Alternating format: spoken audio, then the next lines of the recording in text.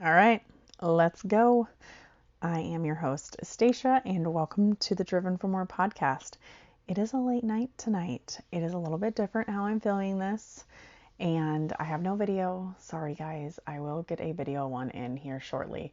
This week has been abso-fucking-lutely wild. I'm sorry for the explicit language. It's just been wild. I could not make up what has all gone on in this week, and I'm still happy. I'm still so grateful. Has everything been rainbows and butterflies? Not a freaking chance. But I take the time and I truly find the the amazing in everything. One of the things that I try to do a lot is I'm sure you've heard it everywhere, but choosing to say I get to versus I have to. I get to take my kids to sports. I get to build this crazy life of mine. I get the privilege of building a house.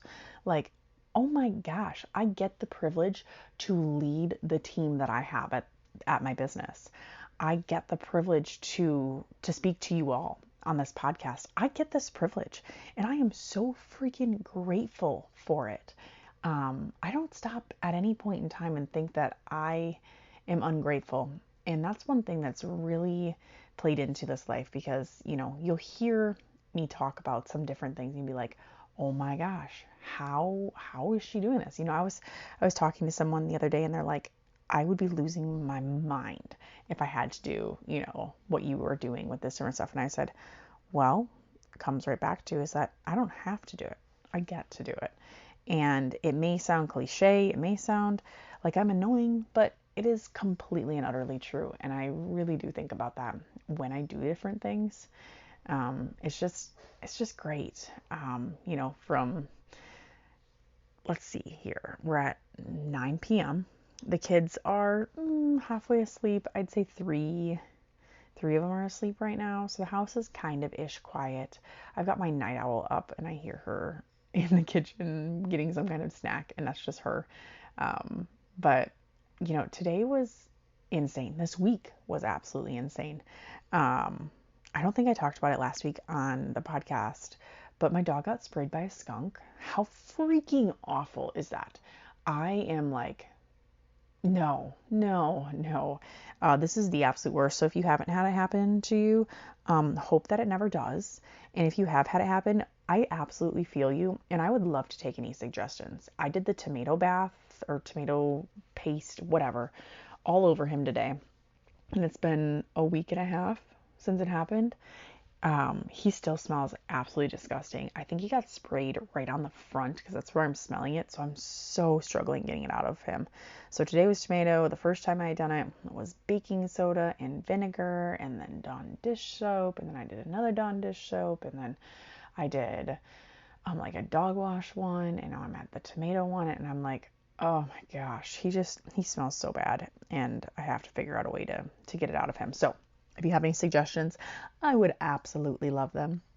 So not only do we have that, we also had our first lice scare that I have ever had, which my oldest is 13. And so that's awful. I was a little stressed out today. I was spiraling a smidge and I was like, no, there's just no way. So thankfully we're in the clear. We're good. We're going to hope that that's the only scare I have and it doesn't come up again. Do I highly doubt that? For sure. I mean, I have 5 freaking kids. You just never know. You never know with it. So, but fingers crossed, and I'm so grateful that it turned out to be okay with that.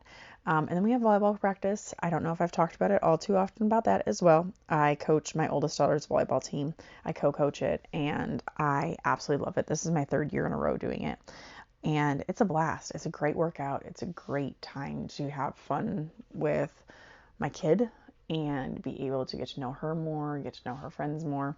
And obviously, I don't coach club, so I'm able to, see it from a different aspect of it. And I'm able to learn more about volleyball to be able to help her out too. So I really enjoy it, and it's something that we can connect on. And it truly is a lifelong sport. I am a huge volleyball fan. I'm definitely a volleyball mom. And it's just really a blast. So I truly enjoy it. That's super fun. And then my other daughter has volleyball on Tuesdays and Thursdays. This last weekend here, we had 4 volleyball games to go to, and then my grandma had her birthday, and we had a great birthday celebration and lunch, and we went thrifting with her, so that was an absolute blast. I found so many freaking gems. I'm so excited. I love thrifting. I'm sure I can spend an entire episode literally talking about all the fun finds that I have. I have to keep drinking out of my peppermint tea. I lose my voice every year, and this year I have read a little bit more background on it of just peppermint tea and honey daily, like all day long, is something that can, keep your throat moist and your vocal cords. And I'm going to keep using it and doing it, and fingers crossed I don't lose my voice, because then I won't be able to talk to you guys as well. So we're going to keep pushing on through, and I just may have a couple of drink breaks with my peppermint tea. So instead of squirreling here, I really want to get to what I am talking about, and I want to go over some of what I do in my life and why this is important to me, and why I feel that I can be an understanding of life gets absolutely freaking crazy. So I just went over and I said, the dog got sprayed by a skunk. We had 4 volleyball games. I coach volleyball on Mondays and Wednesdays. I coached 3 of those volleyball games that were this last weekend. My other daughter has volleyball on Tuesdays and Thursdays. My youngest daughter has volleyball on Tuesdays. My oldest son ended up making the club basketball team, so that was super freaking great. So what a relief off of that. He had 2 tryouts the week before that. All on top of that is that we're trying to get our house ready to sell, and we're building another house. And don't forget, I work a full-time job leading an entire business and growing a team that I have there. I had a new gal start today, and I'm so excited for her to join the team, and I really hope that she enjoys it with us. And then obviously I've got the podcast, and I'm working on building my personal brand. That's just a lot going on. And not only did we decide this week that we are selling our house, but my husband really came to the decision that we needed to do for sale by owner, at least try it out. I'm probably going to regret it. No, I'm not, because there is no reward without risk. So we're going to take this risk and hope that there's a reward from it. And if there isn't a reward from it, what I'm going to do is I'm going to learn from it, and it is going to be just fine. It's going to be okay. We don't need to sell the house until April. So it's okay. April seems like, it's really not that far away, but at the same time, it's a long ways away. Like October Stacia versus April Stacia, like April Stacia is not even going to know who October Stacia was. Yes, this is literally how I view things in my head. But so it's really not that far away. So, it might be a really great choice for us. And so I will be bringing you guys along for the for sale by owner content. I'm hoping to learn a lot along the way. And if you have any tips, suggestions you've done for sale by owner, please give them to me. I would absolutely love to hear. The last for sale by owner we did was 8 years ago when we had sold our house, or 9 years ago, 8 years ago. We sold our house, and that was actually, it went super well. It was probably one of the easiest ways that it could go. I actually saw the guy that we sold the house to in August, and they still love the house, and it was an amazing fit for them. So that was wonderful to see them and hear about how their lives have changed since they moved into it. And then when we purchased the property, we actually did purchase that. It wasn't for sale by owner. We literally saw a sign, and I called the realtor on it, and the realtor was like, I actually sold that house or that property 2 weeks ago. However, the guy wants to flip it. So I'll give you his number. And so we ended up purchasing it for $50,000 more than what that guy did. What was it, 42 days later? So sucked for us, but was great for him. So you learn some from everything of it, and we're so grateful for the property and what we have. So those are just a few things I have going on. Not much. It can be overwhelming. But here's the kicker. Busy doesn't mean broken. Busy means full. I am full of life and full of things that I get to do, and I am just so thankful. Um, it it is such a wonderful life, and I really, really focus on having gratitude. Was I always this way? No. I mean, there are different times that I haven't been as perky and positive, and you let the overwhelmed take over.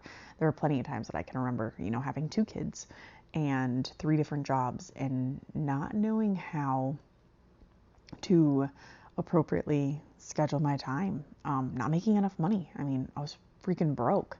um, there was a lot that it was difficult, and it was very overwhelming. I was still obviously very grateful for the life that I had and everything, but sometimes it's hard because overwhelm shows up when gratitude steps out. So when you start having more gratitude in your life, you're just going to feel better. You will find the positive. I truly believe that if you focus on the negatives in life and you focus on all the bad in people and all the things that go wrong, you're only going to see the wrong.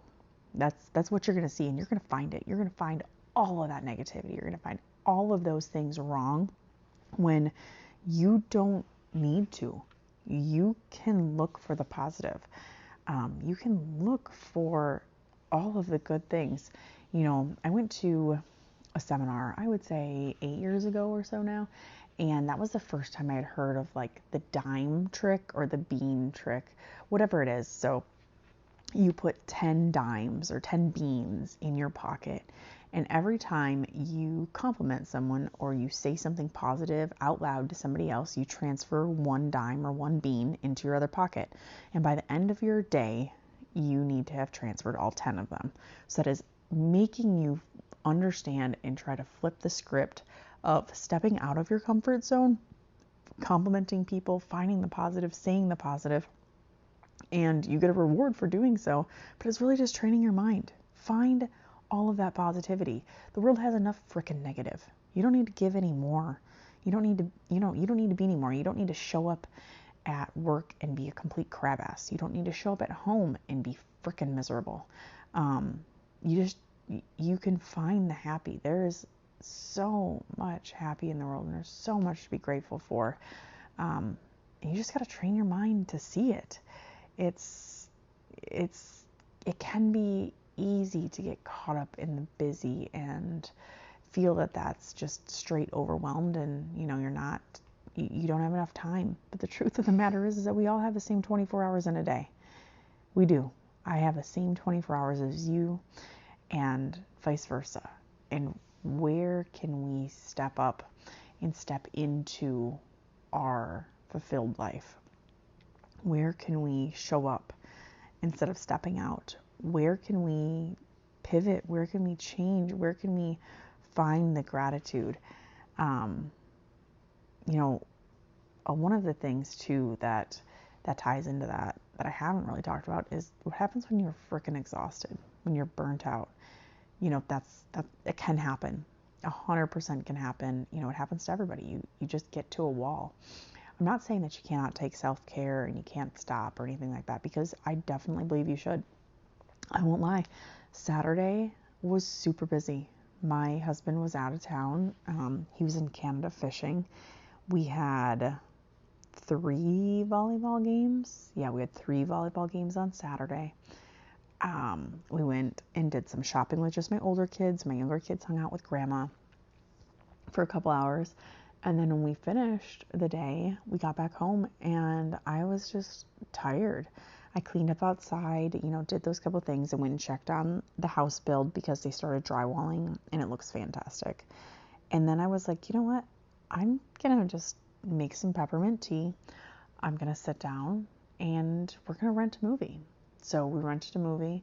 We just relaxed. I needed it. I needed to refill my cup to make sure that I can completely pour into other people, and into my kids and into my house. And I don't want to hit like a crazy wall that I can't do something. But I also understand that I have created this life. I have created exactly what I have, And every choice you make in life has an action and a reaction that come from it. Every decision that you make, there's a course that happens. There are consequences, whether they're good or bad, for everything in your life. And you have to understand that and accept that. And that really comes to, you can still be grateful for that. So I know damn well I signed my kids up for all these sports, and I'm so freaking happy about it. I'm the one who chose to build everything in your life, and you have to understand that and accept that. And that really comes to, you can still be grateful for that. So I know damn well I signed my kids up for all these sports, and I'm so freaking happy about it. I'm the one who chose to build a house and need to sell a house at the same time. I'm the one who started a podcast. I am the one who's running a business and wanting to grow that business and make it amazing. I'm the one who wants to build my personal brand and really start that next chapter of what is going to fill me up and be able to pour into other people. That's all my choice. It's my choice to be exhausted. It is my choice to work as hard as I'm freaking working. It is my choice to wake up at 5 o'clock, 5:30 every morning and start going. All of it is my choice that I have completely made. And I realize that, I accept that. And what really helps is that I also feel that exhaustion, it just feels a little different when it's tied to a purpose. I know everything that I'm working towards and the vision that I have created and the goal that I want to achieve, and I'm going to do it. And you know what? I'm going to be freaking exhausted.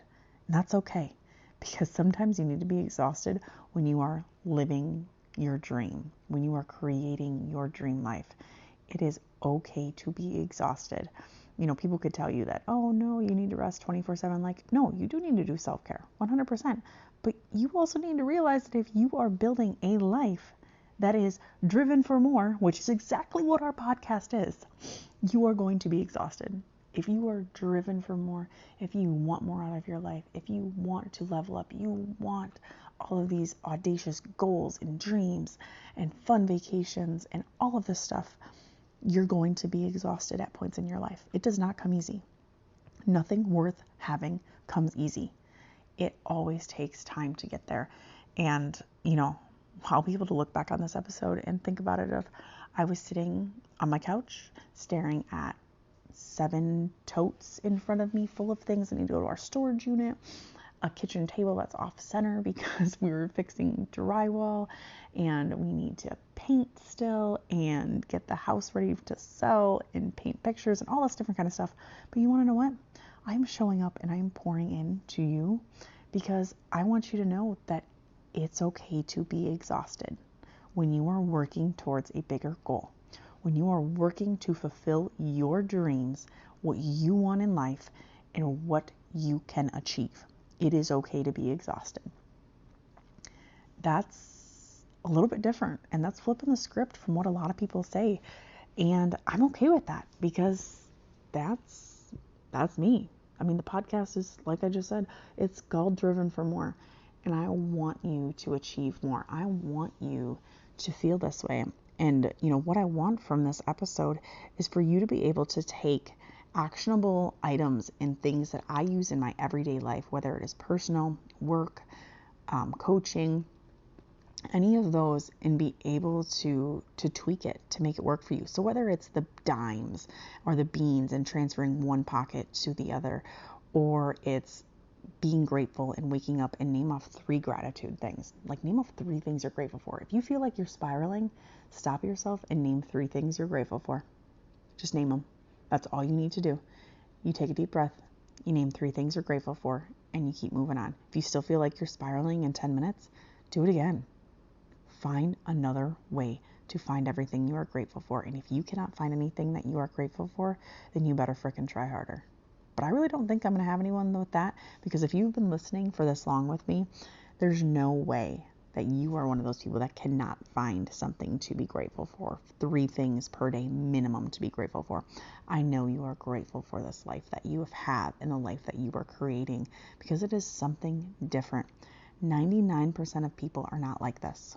This is the top 1% of people that feel like us. And don't take that for granted. Don't take that, minimal at any point in time. You're a freaking rock star, and people aren't going to understand it. And that is okay. And that has to be okay, because the path that you are taking is not for everyone. It's not for them. It's for you. That's all it is. It's for you.